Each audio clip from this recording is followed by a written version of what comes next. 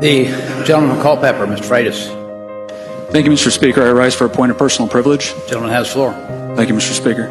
Today I'd like to tell you all a little bit about a fellow, I guess I shouldn't say veteran because he's still on active duty, but his name is Sergeant First Class Charles Martland. And Sergeant First Class Martland is an active duty soldier right now that I think needs the help of pretty much all Americans, but especially the people in this body that have some influence with respect to the process by which he is currently being considered for discharge. Sergeant First Class Martland served in the same battalion I did in 3rd Battalion, 1st Special Forces Group. He did multiple tours in Iraq and Afghanistan. And the reason why he is going to be discharged at this point was because 4 years ago in Afghanistan, a small boy came up to him and pleaded to him for help along with his mother. This small boy had been tied to a post and brutalized repeatedly for days by an Afghan police officer. And so Sergeant First Class Martland approached this individual with his commanding officer, along with the child and the mother. They laughed off the accusation. They laughed at him, they laughed at this child that had been, again, tied to a post and brutally raped for days. So Sergeant First Class Martland, upon seeing this reaction for the officer, proceeded to punish him for it. He beat him. And that in the eyes of the current powers that be within the United States military and the administration is reason for him to be drummed out of the military. Ladies and gentlemen, the motto of U.S. Army Special Forces Green Berets is De Oppresso Liber, to free the oppressed.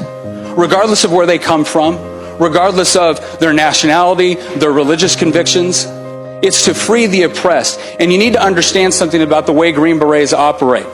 At 2 combat tours in Iraq, I spent more time with the indigenous population than I did with Americans. We build relationships, we build trust. It gets to a point where you're not just over there fighting for our Constitution and fighting for our citizens, you're fighting for the people in that neighborhood that you have built this relationship with. They are your family as well.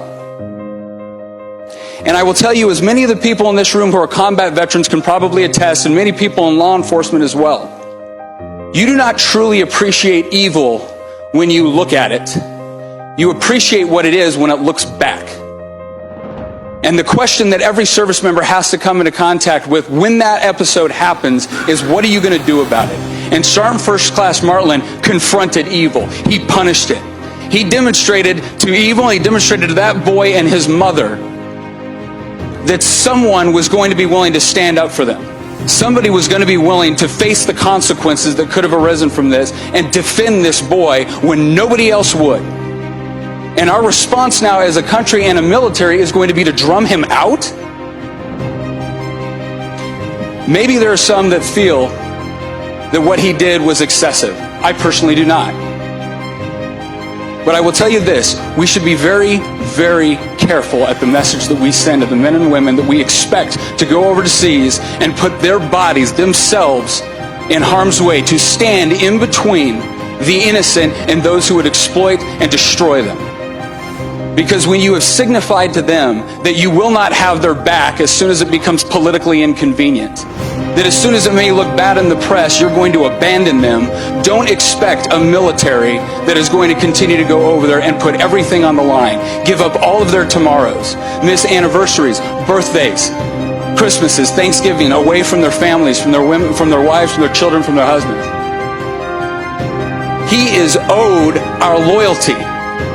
He demonstrated it to us year after year. And quite frankly, I think it demonstrates something to be proud of when a small child in a foreign country that doesn't speak the same language, that barely knows this person, is willing to come up to them and sees that flag on his shoulder as a symbol of someone that he can go to for protection. And now we've just told not only the people that perpetrated this atrocity against this small boy, we've told the small boy too, don't count on it, because we'll punish them if they do so. Ladies and gentlemen, I want to be defended by a military that when they are confronted with evil like that, their response is not fear, it's not equivocation, it is to confront it with violence if necessary.